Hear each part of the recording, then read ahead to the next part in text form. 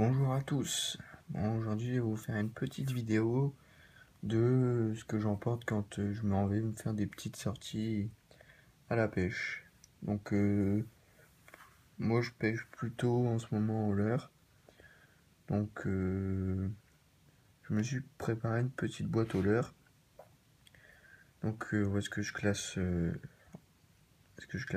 tous les sortes de leurres que j'ai.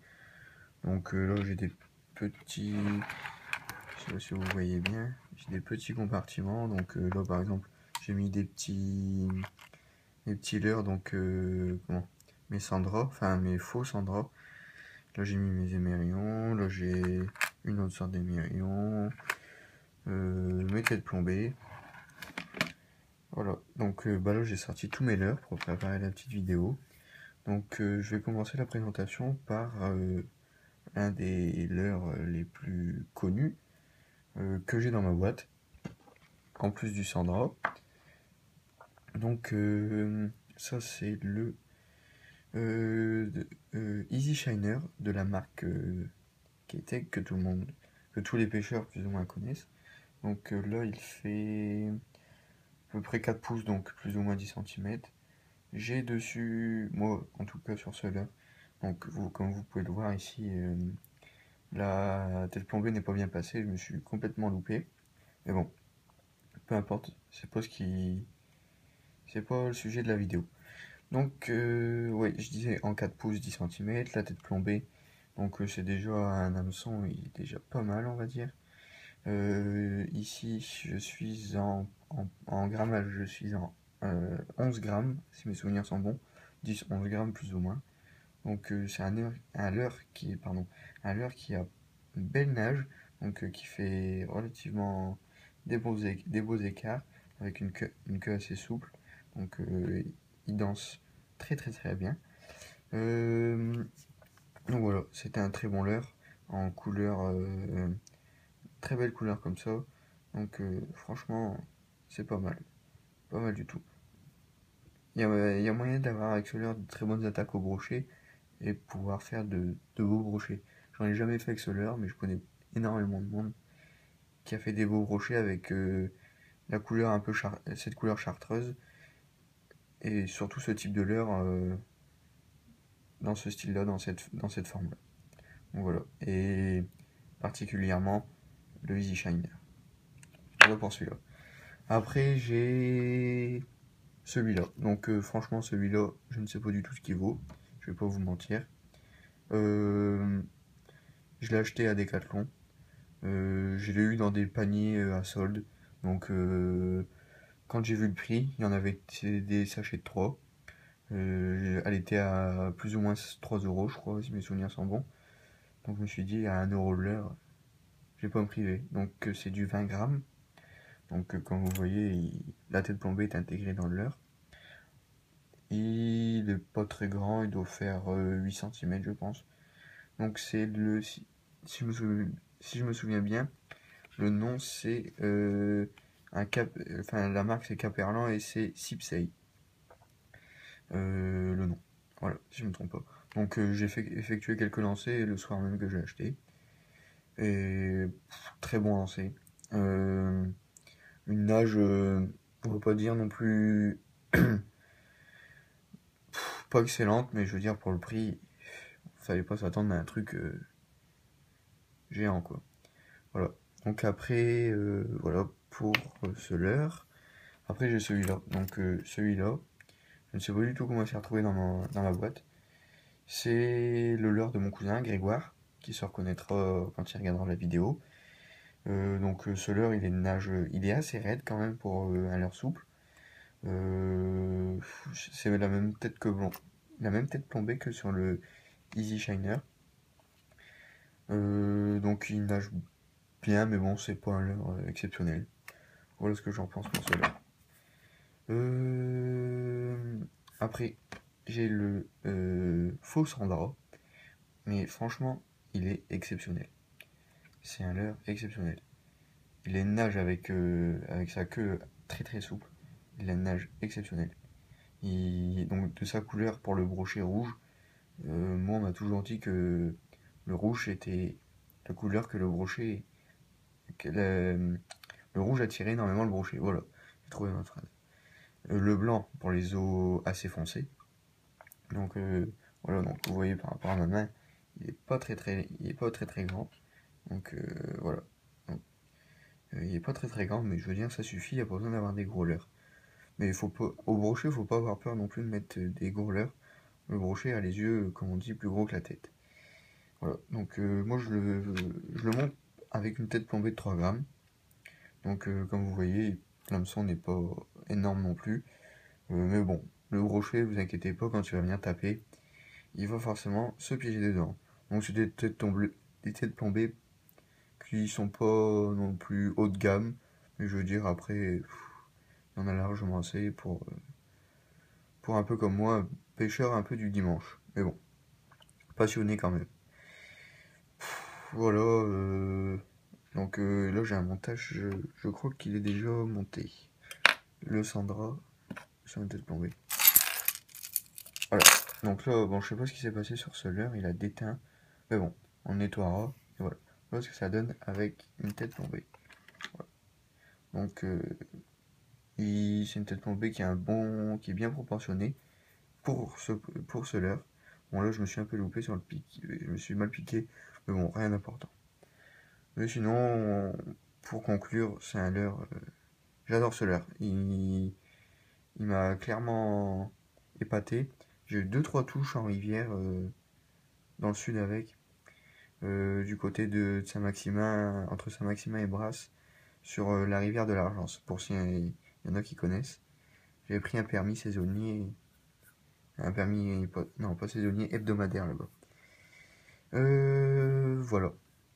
Donc, si vous connaissez la rivière, petit commentaire, ça me fera plaisir. Donc là-bas, j'ai pris, pour la parenthèse, j'ai pris une Fario et une arc-en-ciel. Et je crois que j'ai eu une touche au poisson-chat. Mais parce que j'ai discuté avec le garde de là-bas. Et il m'avait dit, il y a des poissons-chats là-dedans. Je dis, bah, je crois que j'ai eu une attaque. Vu le style d'attaque, c'était possible que c'était un poisson-chat. Il me dit, ouais, il y en a au fond, des petits, mais bon, voilà. Bon, on va pas s'éterniser sur mes journées pêche. Donc voilà, donc là je vais vous présenter un leurre un peu plus petit. Donc celui-là fait, je les ai marqués sur les côtés pour moi 2,6 g. Donc comme vous voyez, il a une grande bavette quand même.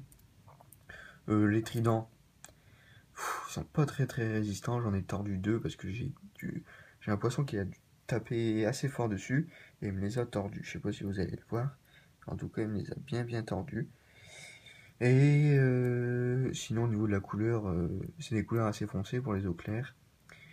Il a une nage assez profonde, assez vive, mais c'est un bon leurre dur, avec une petite sonorité. Il fait pas énormément de bruit, mais à mon avis, vu sa taille et sa coloris, il va réussir à faire la différence. Donc là, on va passer sur un peu plus gros. Donc là, je suis en 7,2 g. Non, 8,2 g, 8,7 g, excusez-moi. Donc lui, il a une bavette vraiment énorme quand on regarde par rapport à son corps. Les couleurs sont magnifiques, très bien représentées. Ah ouais, j'ai oublié de préciser, le petit que je viens de vous montrer avant, c'était un caperlin, pour la marque. Donc celui-là est un caperlin aussi. Donc les couleurs, ils sont foncés sur le dos, en allant progressivement vers le plus clair, et en rattrapant le foncé, enfin le orange foncé. Les tridents là-dessus, bah écoutez, ils sont assez résistants, j'ai pas eu à me plaindre. J'ai eu 2-3 attaques dessus, mais j'ai pas réussi à conclure et sorti un poisson avec celui-là. L'autre, j'ai sorti un petit poisson. Voilà, donc celui-là, rien à dire, très bonne nage assez vive. La bavette le fait couler à peu près un peu plus d'un mètre. Voilà, enfin même ouais, beaucoup plus qu'un mètre, je pense. Voilà, c'est tout ce que j'ai à dire. Une belle sonorité, comme vous pouvez l'entendre. Des bonnes... ouais, voilà, il fait un bon bruit. Je pense qu'on pourrait pêcher du beau poisson avec celui-là. Donc là, on passe encore une gamme au-dessus. Donc au niveau grandeur, je parle. Donc là, c'est du lourd. Ça fait du 11,8 g, donc un beau leurre déjà. Les tridents, c'est du costaud. Pourtant du Caperlan, celui-là aussi c'est un Caperlan. Caperlan, bon, c'est pas non plus le top, mais bon, c'est un bon rapport qualité-prix, on va dire. Donc là, celui-là est bleu, en se dégradant vers du blanc clair. Tout petite bavette, donc il coule pas fort, mais il y en a assez. Enfin voilà, j'ai jamais eu d'attaque, je m'en suis très peu servi. Mais je sais pas si je ferai vraiment du poisson avec ici dans ma région, qui est le Nord-Pas-de-Calais. Hein. Parce que les eaux ici sont beaucoup... Enfin, à part, il n'y a pas beaucoup de fond. Et quand il y a beaucoup de fond, bah, l'eau est claire. Et quand il y a beaucoup de fond, bah, l'eau est foncée. C'est le problème de par ici. Voilà, pour ce leurre, bon, ça doit pas être un mauvais leurre, mais après, j'ai pas eu d'attaque sur ce leurre-là, pour le peu que j'ai pêché avec. Et j'ai forcément pas remonté de poisson. Voilà pour ce leurre. Après, donc j'ai ce spinner, donc, comme vous pouvez le voir. Un bon petit spinner que j'ai payé 99 centimes. Oui, je sais, c'est pas beaucoup. Donc les palettes, ils sont pas trop mal. Donc celle-là, elle est ovale. Pour la marque, c'est Caperlan comme d'habitude. La deuxième palette, un peu plus ronde, un peu plus arrondie, comme sur la plupart des spinners. La jupe rouge et noire. Au niveau du plombage, je saurais pas vous dire. Enfin, le grammage plutôt, je saurais pas vous dire, mais a priori, ça doit faire dans les 8 grammes, je pense. 8-9 grammes. Entre 8 et 10 grammes pour pas se tromper. Donc l'hameçon est assez résistant. C'est du bon montage. Au niveau du passage dans les herbiers, franchement, j'étais impressionné. Donc il est assez souple pour au niveau quand on s'accroche. Je suis passé dans des nénuphars, franchement, il a passé impeccable. Voilà, voilà. Pour ce spinner, franchement, pour 99 centimes. Enfin, franchement, vous tombez pas de haut. Voilà. J'en ai accroché un dans un arbre. Je sais, c'est pas très malin, mais j'ai pas fait attention et voilà, c'est de ma faute. Mais bon, à 99 centimes, j'ai pas trop mal où vous pensez. Voilà, donc très sympa. Bon, pas trop de détails au niveau de la tête plombée, aucun dessin, la jupe toute simple. Mais bon, après pour 99 centimes, on va pas s'attendre à du lourd. Hein. Voilà, pour celui-là. Donc après, dans ma caisse, j'ai mes têtes plombées, mes émerillons d'une autre taille, d'une petite taille, et j'ai toujours mes petits bouchons. Donc celui-là, il a pas mal morflé. Donc ça, ce type de bouchon, je m'en sers pour le courant. Donc comme j'ai précisé avec les initiales là, c'est sans courant. Non, celui-là c'est sans courant, excusez-moi. Donc avec deux formes, genre de deux boules. Voilà. Celui-là sans courant, bon, ça va bien. Et j'utilise le classique, celui-là pour le courant. J'utilise celui-là pour le courant. Franchement, avec un grammage de à peu près. Celui-là il fait 4 grammes, mais moi je charge à 4 grammes 5. 4 grammes de. Ouais, 4 grammes 0,5 plutôt. Il bouge pas. Parce que en dessous il bouge un petit peu quand il y a du courant. Mais bon. Après, souvent, quand ça c'est pour pêcher en petite rivière. Avec un léger courant. Un courant de fond et un courant de surface. Donc voilà, j'utilise ce bouchon-là. Et ce bouchon-là, c'est plus pour les étangs ou est-ce qu'il y a pas de courant. Après, quand je pêche en canal ou en gros gabarit, bah, j'utilise un 8 grammes coulissant avec une olive et puis un stop float, puis voilà. Mais bon, ça, j'en reviendrai à de prochaines vidéos.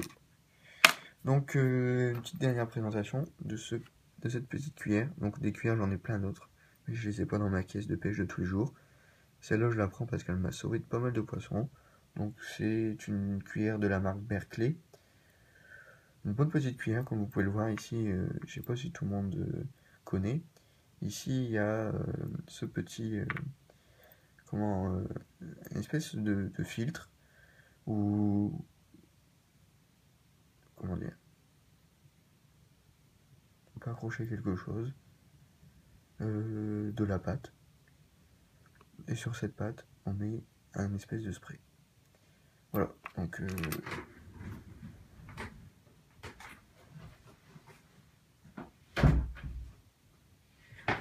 un espèce de spray. Et voilà, donc il y a une espèce de petite mouche, moi on appelle ça par chez moi, la mouche que vous voyez ici. Ah, les petits poils. Le trident, franchement, il est super résistant, parce que j'ai remonté une Fario avec. J'ai eu, je pense, une touche à l'arc-en-ciel. Et ça a tapé, il y a un autre poisson, mais je sais pas lequel, qui a tapé dessus. Et vous regardez, vous voyez, la cuillère est intacte.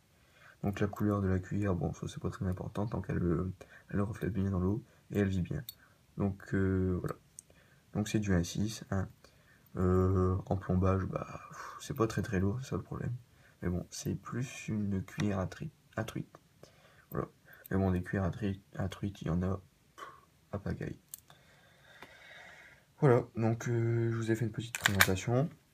Ma prochaine vidéo sera... Bah, il est là à côté de moi, j'en profiter. Je sais que c'est pas le top, mais j'ai acheté ce moulinet en casting. Bon, il y a le stylo, c'est pour bloquer le fil. Donc voilà, donc c'est un Nabu Garcia, ambassadeur Blue Max. Je sais, j'ai lu sur les forums que c'est pas le top, mais je vais vous dire, pour 32 €, j'ai fait une affaire, je l'ai pas payé cher, on verra bien ce que ça donne, je tombe pas de haut. Voilà, donc il est franchement, quand vous regardez, il est pas vilain, il est même plutôt beau, je trouve. Qu'est-ce que vous en pensez? Voilà. Vous me le direz encore en commentaire ce que vous trouvez, comment vous le trouvez esthétiquement. Donc au niveau de ma canne, bah, j'ai acheté ma canne casting parce que je passe en casting. Je vais essayer de passer en casting, j'ai acheté une Sakura. Donc je vous la présenterai quand elle arrivera parce que bien sûr j'ai dû la laisser dans le sud parce que j'ai acheté dans le sud. Et en avion j'ai pas pu la reprendre. Donc voilà, donc je l'aurai d'ici on va dire un peu plus de 15 jours. Donc voilà. Et donc c'est une Sakura, une Sport Sim, si je m'exprime bien, Neo. Donc c'est une MH 2m13, 730 grammes. Enfin voilà, une canne de casting quoi. Voilà, et donc après je vous présenterai ma canne Mitchell Mac Pro avec son moulinet Shimano Katana 4000 en 4000, ma canne Sainte-Croix, ma canne Sainte-Croix Trout Series avec un moulinet Shimano 6 mètres en 1000 FC et ma canne à carpe, une JRC Contact 12 pieds avec un moulinet Pro West Tribu en 6000 si je ne me trompe pas. Voilà, voilà, puis j'espère que je vous referai une vidéo très vite, je pense, avec le matériel, donc mes cannes et un peu de matériel, mes bobines de fil que j'utilise, les pattes à truite, enfin les pattes que j'utilise à truite, mes appâts, le matériel, les pinces, je vous montrerai mon sans-manche. Ah ouais, un petit détail, cette boîte-là rentre dans ma poche de sans-manche qui est derrière. Je vous montrerai voilà, un petit peu de tout, je vous ferai une petite vidéo sympa. Voilà, bah, je vous remercie et n'hésitez pas surtout à mettre à liker, donc à mettre un petit j'aime, un petit pouce, comme ça serait bien, ça serait sympa. Un petit commentaire si vous avez des questions, puis à vous abonner à ma page parce que je suis motivé à faire plein de vidéos. Voilà. Et bien écoutez, merci à tous de m'avoir regardé et n'hésitez pas. Ciao!